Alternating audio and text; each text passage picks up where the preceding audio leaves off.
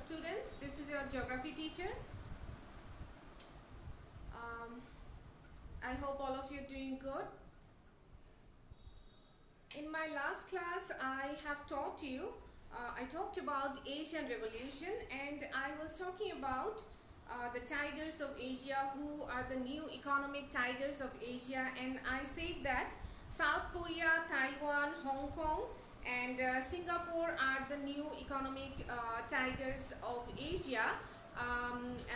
At the same time, I have mentioned that I'm not happy with these names only because I can tell you some more names who are growing, who are also growing fast in their economy. I have given the example of Malaysia, of course China, Japan, who can ignore them, and then Thailand. So these are the countries, they are growing so fast in their economy, and how they have grown like that. If you ask me which page I'm doing, that is page 28. Page 28, and I'm just giving you the review what I have done in my last class. So that's what I talked about, and I told you how Malaysia has gone through their economic revolution. It wasn't reached like this before, because it was under British colonial rule, and it became independent in 1957. And at that time, they used to produce only the raw materials, the primary raw materials. And I also mentioned that the countries that produce only raw materials, they cannot be reached easily. And I also mentioned that when Malaysia started to grow some more products like steel, cement, clothing, food processing, plastic, electronics, that's how they became richer. And the policy they took, that I mentioned, that diversification, which means they that was diversification. They started producing so many things.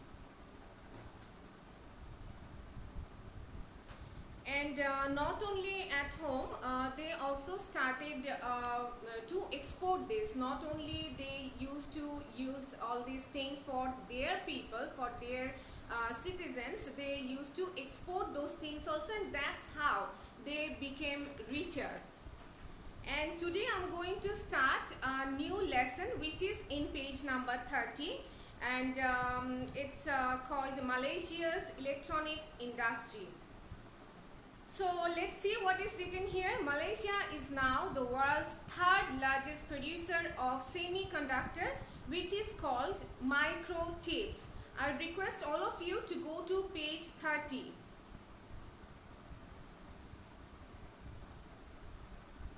I hope all of you have got the page, which is in page 30, and the lesson is Malaysia's electronics industry.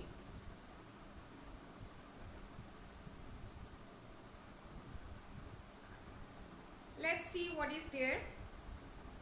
So Malaysia is producing semiconductors like microchips, and many factories have been set up by foreign companies whose headquarters are in Japan, Singapore, USA or Europe. So Malaysia has many companies, and nowadays, this is an old edition of the book.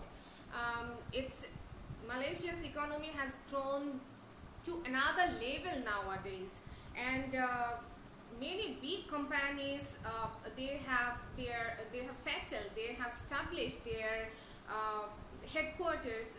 Those who have headquarters in Japan, Singapore, US and Europe, they have established their business in Malaysia too. They have their chain stores in Malaysia. And these transnational companies, which is in short, it is called TNC. So if I give you the question, what is TNC? The answer would be transnational companies.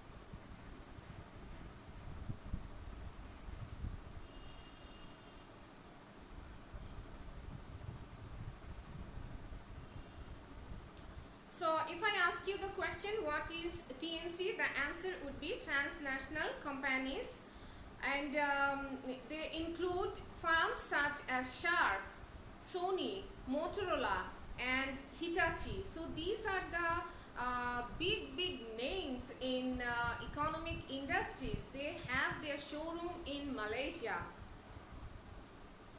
And what are the names? Sharp, Sony, Motorola, Hitachi. Their Malaysian factories make electronic components, disk drives, computer monitors, color TVs, and stereos. So these are the things they produce now in Malaysia. Sales this. They have electronic components, disk drives, computer monitors, color TVs, and stereo. So as long as I will be discussing the chapter, I will be giving you the ideas about the short questions too. So you have to concentrate, and like I told you that what is TNC, this type of question may come in the exam. And Malaysia is the third largest producer of what? If I give you the fill in the blanks like this, you have to put semiconductor or microchips in that blank. And what are the names of the companies that they have showroom in Malaysia? So you have to answer Sharp, Sony, Motorola, and Hitachi. And then again, if I ask you the question, what do the Malaysian factories make? You have to answer it like this: electronic components, disk drives, computer monitors, color TVs, and stereos. So these are the things they make, and that's how Malaysia have grown very fast in their economy. Many of these foreign firms are located in the Penang Free Trade Zone. So Penang is a free trade zone, and the thing is very interesting.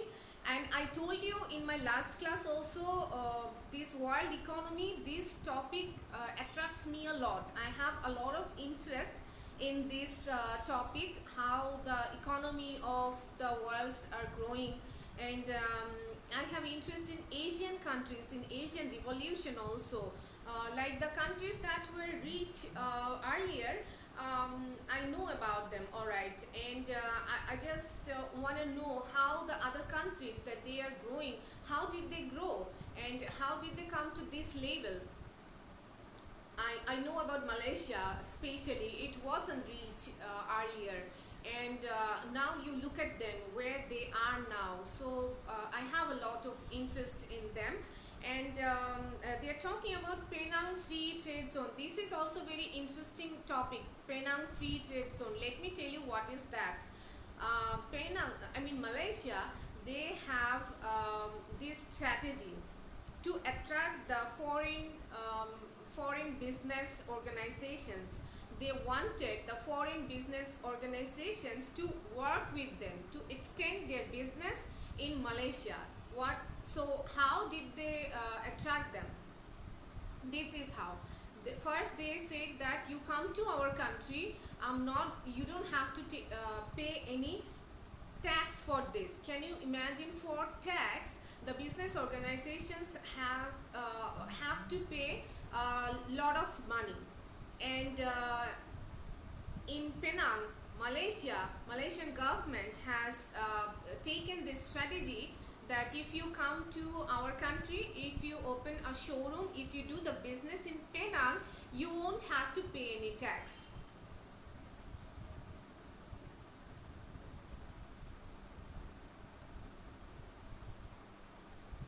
So they say that you come to our country, you won't have to pay any tax, and this is what they mean in when they have written Penang Free Trade Zone. So many foreign firms, they have their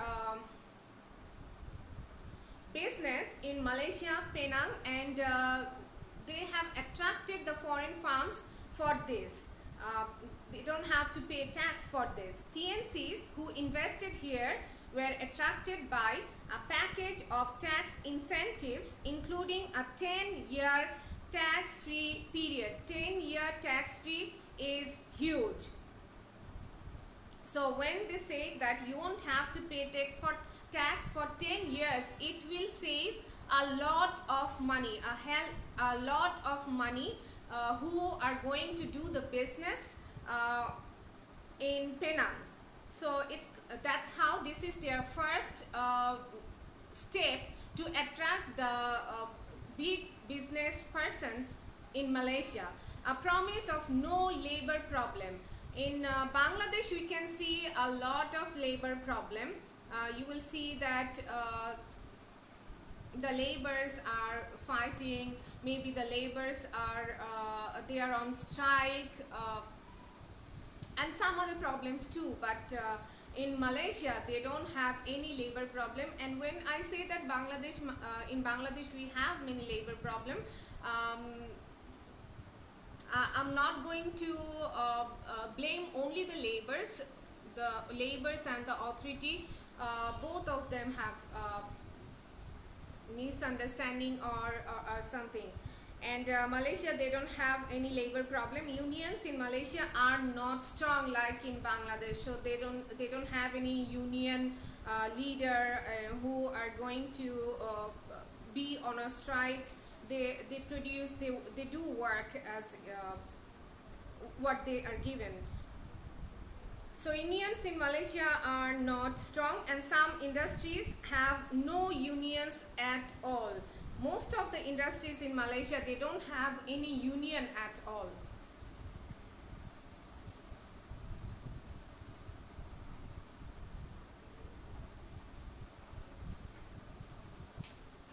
So most of the unions, in Malaysia, they don't have any union at all. They don't have any labor problem. And number 3 point is lower wages than in the Western world. Malaysian software engineers earn 5 times less than similar workers in Germany. So what they have to do is Malaysian engineers, they get low wages.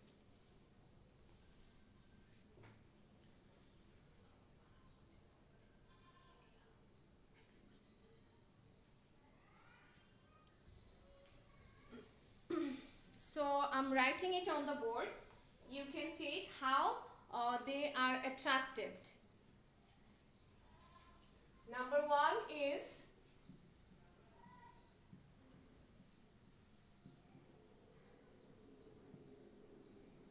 years tax-free. Number 2, no labor problem.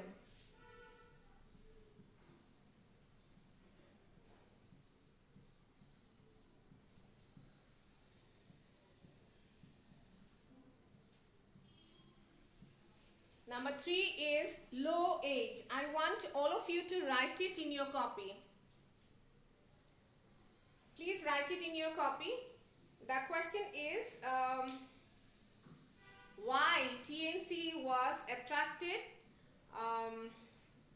to do their business in Malaysia.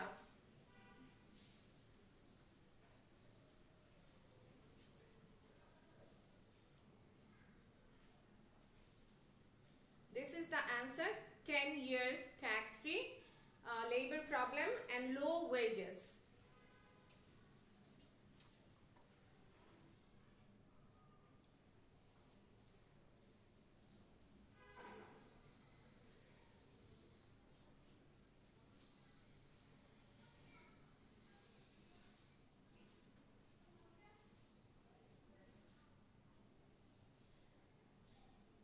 Let me repeat the question.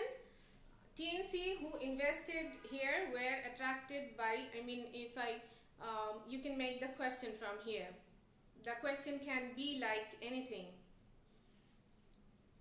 So these are the 3 points why the TNC were attracted to grow their business. It was 10 years tax-free period. Then they promised no labor problem, and then low wage. A package of tax incentives including a 10-year tax-free period. Number 2 is a promise of no labor problem. Unions in Malaysia are not strong, and some industries have no unions at all.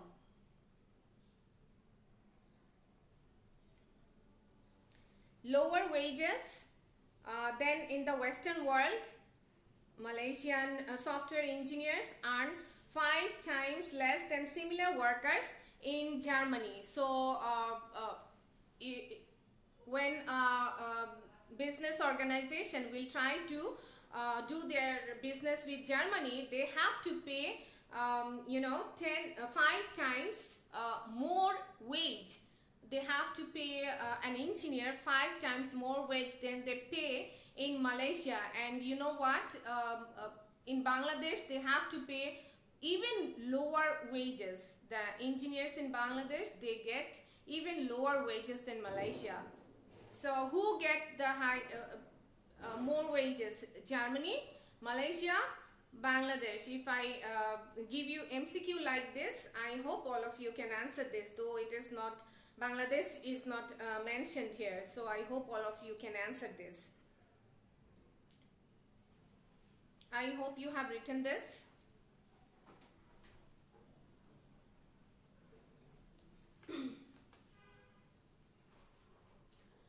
Alright, now let's get back to next para. What benefits has manufacturing brought?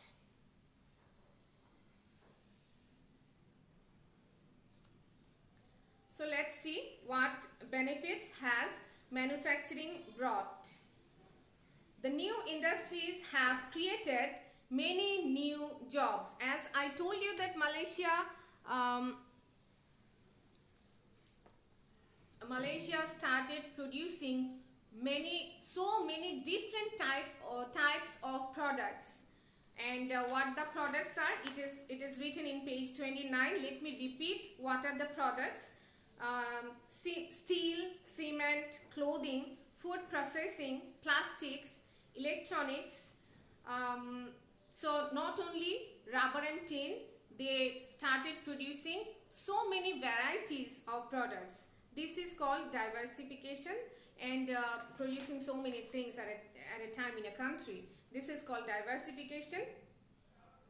And when they started to establish many new industries, that's why many new jobs were created. So if I give you this as fill in the blanks, as I told you, you have to concentrate, because when I will be giving the lecture, I will be giving you the idea about short questions that may come in the exam.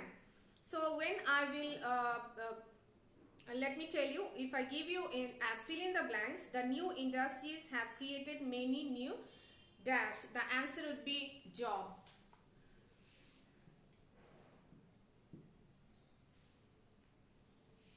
So the answer would be job. In the electronics industry, 85,000 jobs were created in the late 1980s, mainly for poor rural Malaysian women. So I will talk about, in my next class maybe, I'll talk about how Malaysian women used to live their life. So what happened here, when they produced the electronics industry, 85,000 jobs were created newly, and it was mainly for the poor rural Malaysian women. Malaysian women were poor, they used to live in rural areas, they did not have a good life, and how these industries have changed their life radically.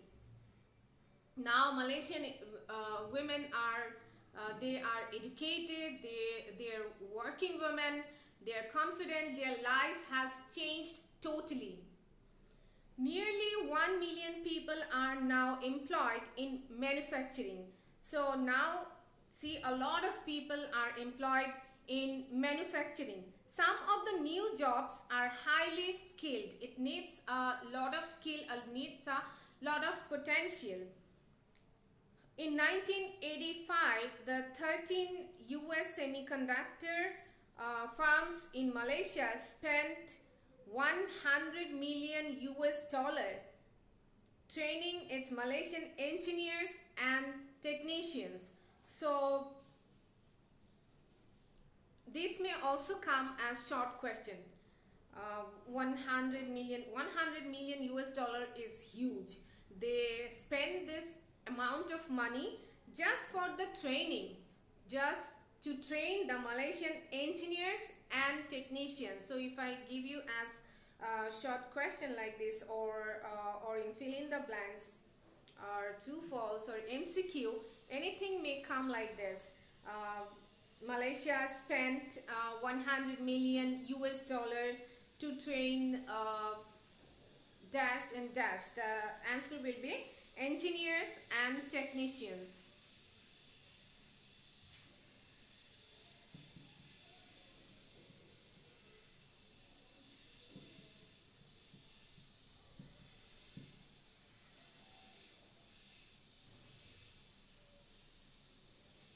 So the answer is this. Let me repeat this line. In 1985, the 13 US semiconductor firms in Malaysia spent 100 million US dollar, which is huge amount, training its Malaysian engineers and technicians. Go to next para now. However, the jobs done by most of the women are only semi-skilled. You know why they are given semi-skilled works? Because the women in Malaysia were not that much, they were not trained much, they were not educated much, and they did not have any experience to work. They were freshers, they used to do this newly, and that's why the work that they used to get was semi-skilled and include checking components under large magnifying glasses or microscopes, or folding cardboard packaging for the finished product. So if I ask you what type of jobs they used to get, the answer would be this. Checking components under large magnifying glasses or microscopes, or folding cardboard packaging for the finished product. So for these things, just to check under the microscope, just to check under the magnifying glass, or just to fold the cardboard packages, people don't need to have much experience, much skill.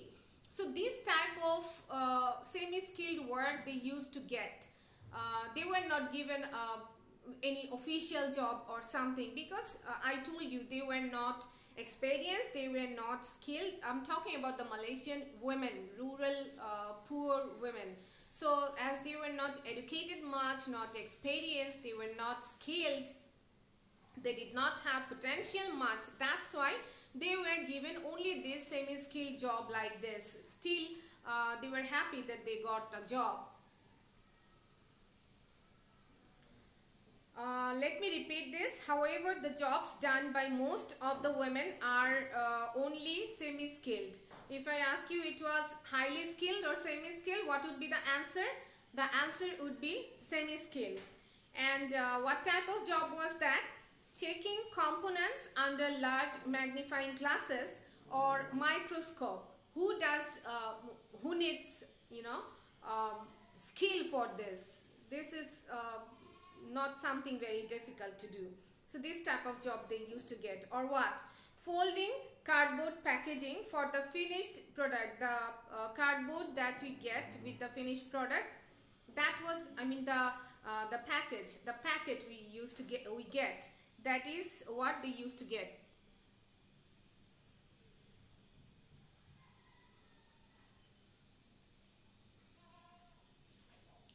So this type of job they used to get. The women have to be careful and work quickly. So the women have to be careful and work quickly. Many factories pay according to the number of pieces of work completed, a piece rate rather than a fixed wage. This is an important thing you have to know, and this may come in the exam too.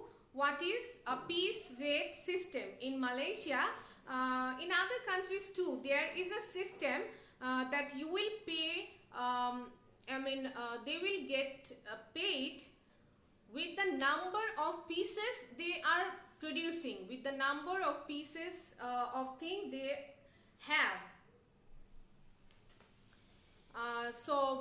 Not as weekly basis, they will not get a wage as weekly basis, or they will not get paid as monthly basis. That is that we can see in Bangladesh all the time, but they get wages, when they will make a piece. So this is how they used to get their payment. So many factories pay according to the number of pieces work completed rather than a fixed wage. They did not have any weekly wage, they did not have any monthly wage. Rather, they used to get payment as a piece they used to produce, as a piece they used to make. But the farms cannot afford to lose their workers, who tend to look around for the best jobs. This is how Malaysian workers, Malaysian labor was, who will not work for a better wage,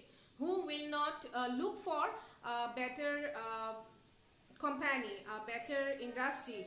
Everyone has a tendency to switch to their job when they will be offered a better wage, when they will be offered a better industry.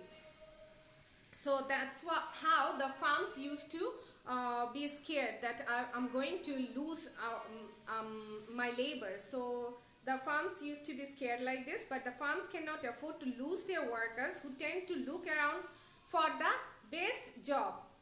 They offer various incentives when they advertise jobs. What do they offer? Definitely they offer various incentives, and in incentive I would include definitely better wage. Not only better wage, it includes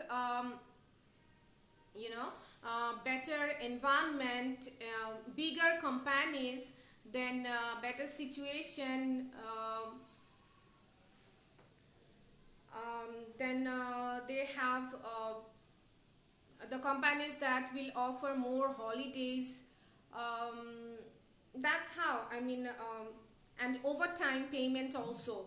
These include better payment, and people will definitely switch their job for this. So the farms offer various incentives when they advertise jobs. Malaysia's problem is that its population of 80 million is rather small. So what was their main problem? In our country, we have one big advantage of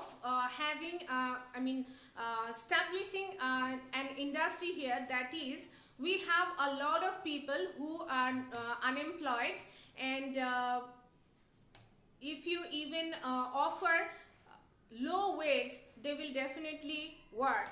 So this was, and Malaysia's problem was actually opposite. Their problem is its population of 80 million is rather small. And they used to be scared that I'm going to lose my workers, how will I run my industry? So Malaysia's problem was this: the government is encouraging people to have more children rather than fewer, as in many developing countries.